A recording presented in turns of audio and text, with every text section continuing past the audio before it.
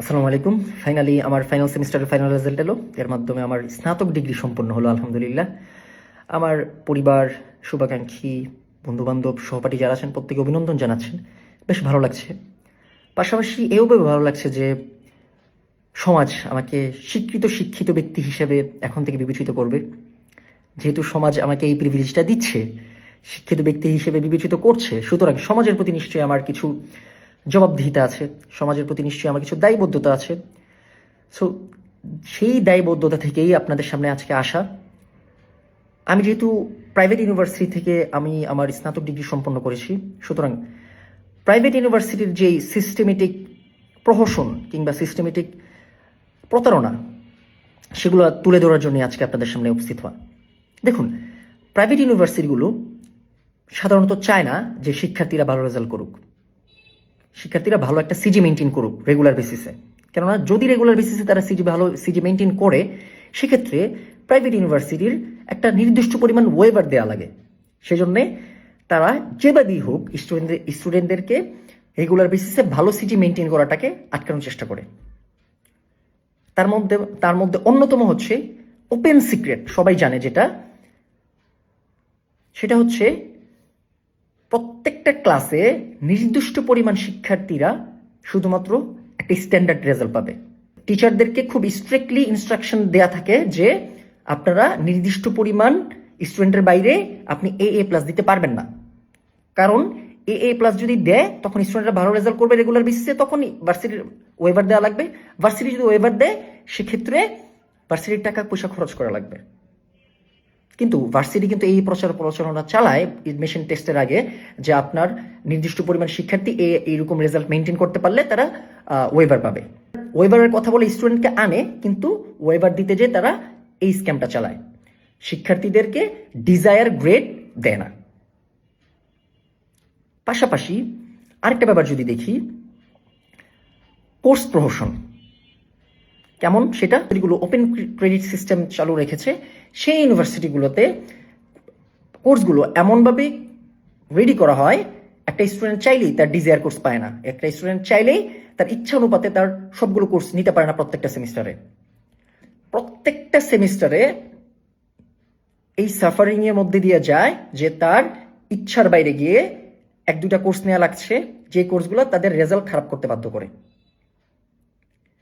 Varsity authority কোর্সগুলো বেশ কিছু কোর্স অফার করতে পারে না, পাশাপাশি যদি অফার করেও কোর্সগুলোকে এমন টাইমিংয়ে রাখে একটা কোর্স আরেকটা কোর্সের সাথে ক্ল্যাশ করে, এবং স্টুডেন্টরা সেই কোর্সগুলো নিতে পারে না। স্টুডেন্টরা যখন তাদের ডিজায়ার কোর্স না নিতে পারে, তখন অটোমেটিক্যালি তাদের সিজি মেনটেন করাটা টাফ হয়ে যায়। দেখুন, এই যে কোর্সগুলো ক্ল্যাশ করছে কিংবা স্টুডেন্টরা তাদের ডিজায়ার অনুপাতে কোর্স পাচ্ছে না, এটার পেছনের মেন রিজন কি? টিচার সংকট, ক্লাসরুম সংকট। তো আপনি কি করবেন? আপনি হয়তো আপনার টিচার বাড়াবেন অথবা ক্লাসরুম বাড়াবেন, তাই তো? সেটাই তো হওয়ার কথা। কিন্তু প্রাইভেট ইউনিভার্সিটিগুলো কি করে? সেম সংখ্যক টিচার রাখে, অথবা খুব বেশি সংখ্যক টিচার বাড়ায় না, কিন্তু অধিক সংখ্যক স্টুডেন্ট নিয়ে আসে। প্রত্যেকটা অ্যাডমিশন টেস্টে প্রত্যেক বছর 2 থেকে 3বার তারা স্টুডেন্ট নেয়, এবং মধুর চাকের মতো স্টুডেন্ট ভার্সিটিতে নিয়ে আসার ফলে কি হয়? এমনিতেই হচ্ছে যারা এক্সিস্টিং স্টুডেন্ট আছেন তারা কোর্স পাচ্ছে না, পাশাপাশি নতুন স্টুডেন্ট যখন আসে যুক্ত হয়, তখন আরও কোর্স ক্রাইসিস তৈরি হয়, তখন স্টুডেন্টরা আরও কোর্স পায় না। প্রথম দিকে স্টুডেন্টরা এগুলো বুঝতেই পারে না, এই স্ক্যামগুলো তারা বুঝতেই পারে না। 2-4-5 সেমিস্টার চলে যায় শুধুমাত্র তাদের এই স্ক্যামটা বুঝতেই, যে কিভাবে কোর্স পাবে, কিভাবে কোর্সগুলো ক্ল্যাশ করে, এই সিস্টেমটা বুঝতেই। তারপর যখন সিস্টেম বুঝে ফেলে, তারপর হাই হুতাশ করার ছাড়া আর তাদের কোনো উপায় থাকে না। কারণ তাদের লাস্ট সেমিস্টার পর্যন্ত তাদের এই ধরনের প্রহসনের মধ্য দিয়ে যেতে হয়। তারপর ধরুন আপনি স্টুডেন্ট ভর্তি করালেন, আপনি অধিক সংখ্যক স্টুডেন্ট ভর্তি করালেন, আপনার ক্লাসরুম বৃদ্ধি করেন, আপনার ক্লাসরুম সংখ্যা বাড়ান মেইন ক্যাম্পাসের ভিতরে। তা না করে তারা কি করবে? একটা ক্লাসের মধ্যে ঠেসে মানে ধরুন একটা ক্লাসরুম ক্যাপাসিটি হচ্ছে 20-30 স্টুডেন্টের, সেখানে তারা 40-50 স্টুডেন্ট ঢোকাবে, মানে ডাবল। প্রাইভেট ইউনিভার্সিটিগুলো সম্পর্কে আমরা কি জানি? ক্লাসরুম সম্পর্কে আমরা জানি ক্লাসরুম সংস্কৃতিটা প্রাইভেট ইউনিভার্সিটিতে টিচাররা খুব আদর করে, যত্ন করে, কিংবা খুব সেবা দিয়ে হচ্ছে শিক্ষার্থীদেরকে পড়ান, তাই না? এটাই তো আমরা জানি। কিন্তু এটা মোটেও তা না। কারণ একটা ক্লাসরুমে যখন 20 থেকে 22 জন 20 থেকে 30 জনের ক্লাসরুমে যখন 40 থেকে 50 জনের স্টুডেন্টকে পড়ানো হবে, নিশ্চয়ই একটা শিক্ষক প্রপারলি সেবা দিতে পারবেন না, নিশ্চয়ই একটা শিক্ষক প্রপারলি ফিডব্যাক দিতে পারবেন না। আলটিমেটলি স্টুডেন্ট খারাপ রেজাল্ট করবে, রাইট? কখনো কখনো যদি এমন হয় যে একটা ক্লাসরুমে 20 থেকে 30 জনের বেশি স্টুডেন্ট হচ্ছে না, তারা যদি বুঝতে পারে, তখন তারা কি করে, দুইটা সেকশন একত্র করে ফেলে। দুইটা সেকশন একত্র করার ফলে তখন স্টুডেন্ট সংখ্যা বেড়ে তখন 40 থেকে 50 জন হয়ে যায়। কিন্তু তারা কিন্তু ইউজিসিকে দেখায় যে আলটিমেটলি আমরা দুইটা সেকশনে আলাদা আলাদা সেপারেট দুইটা ক্লাস নিচ্ছি, কিন্তু তা না, বরং তারা দুইটা সেকশনে একত্র করে একটা ক্লাস করে এবং ইউজিসিকে দেখায় যে আমরা দুইটা ক্লাস নিচ্ছি। পাশাপাশি কখনো কখনো এমনও হয় যে জুনিয়র এবং সিনিয়রদের কোর্স একত্রিত করে ফেলে, একত্রিত করে ইউজিসিকে দেখায় যে আমরা জুনিয়রদের জন্য একটা ক্লাস নিচ্ছি, সিনিয়রদের জন্য একটা ক্লাস নিচ্ছি, কিন্তু আদতে দুইটা ক্লাস একত্রিত করে ক্লাস নিচ্ছে। এটা কি প্রহসন না? এটা কি প্রতারণা না? একটা ক্লাসরুমে ধরুন 20-30 জনের ক্লাসরুমে 40 থেকে 50 জনের ক্লাস নিচ্ছেন, এর জন্য কি আপনারা শিক্ষার্থীদের থেকে কম টাকা নেন? কিংবা যে শিক্ষক 20-30 জনকে ক্লাস নেওয়ার কথা ছিল সেখানে 40 থেকে 50 জনের ক্লাস নিচ্ছেন, সেখানে টিচারকে কি বেশি টাকা দেন? না, তাও হয় না। আপনারা আপনারা সিস্টেম মানবেন, আপনার স্টুডেন্ট বলেন আইডি কার্ড আছে কিনা এটা নিয়ে আপনারা দৌড়াদৌড়ি করেন, এটা নিয়ে স্টুডেন্টকে হয়রানি করেন, 1000 টাকা জরিমানা করেন, এটা করেন সেটা করেন, আর বহু প্রতারণা করেন, বহু ধরনের সিস্টেম মানছে না বলে বহু প্রতারণা দেখান। কিন্তু আপনারাই তো ইউজিসির কোনো নিয়ম মানছেন না, অধিকাংশ নিয়ম আপনারা মানছেন না। ইভেন তারা কি করে, মেইন ক্যাম্পাসের বাইরে যে ইউজিসির অনুমতিহীন বিল্ডিং এ তারা ক্লাস নেয়। ধরুন ভার্সিটির আশেপাশে যে ফ্ল্যাট থাকে সেই ফ্ল্যাটগুলো তারা ভাড়া নিয়ে সেখানে তারা ক্লাসের কার্যক্রম চালায়। তখন কখনো কখনো এমন হয় যে একটা ক্লাস থেকে মেইন ক্যাম্পাস থেকে ওই যে ইউজিসির অনুমতিহীন যে ক্যাম্পাস সেখানে যেতে আমাদের প্রায় 10 থেকে 12 মিনিট চলে যায়। তখন আমরা কি করি, তখন অটোমেটিক্যালি আমাদের ক্লাসরুমে যে অ্যাটেন্ডেন্স লেট হয়ে যায়। তখন কিছু কিছু শিক্ষক থাকেন যে 10 মিনিট ক্রস করে ফেললে তারা অ্যাটেন্ডেন্স দেন না। যখন 4টা ক্লাস শিক্ষার্থী মিস করে তখন তাকে ওই কোর্স থেকে টার্মিনেট করা হয়। এটা আরেকটা স্ক্যাম। একটা কোর্সে যখন আপনি 80% প্রেজেন্ট না থাকবেন তখন আপনাকে ওই কোর্স থেকে টার্মিনেট করে দেওয়া হয় এবং পরের বার আপনি আবার সমান ফি দিয়ে আবার ওই কোর্সটা আপনার নিতে হবে। দেখুন, একটা আন্ডারগ্রেড লেভেলের স্টুডেন্ট নিশ্চয়ই পড়াশোনার শুধুমাত্রই পড়াশোনা করে না, পড়াশোনার পাশাপাশি অনেক কিছুই করে, পার্ট টাইম জব করে, টিউশন করে, এটা সেটা অনেক কিছু করে, জেমের কারণে কখনো অ্যাটেন্ডেন্স মিস হয়, রাইট? তো এরকম সিচুয়েশনগুলো অধিকাংশ সময় কনসিডার করা হয় না এবং পুনরায় আবার কোর্স নিতে বাধ্য করা হয়, কারণ যত বেশি কোর্স নেবেন তত বেশি টাকা।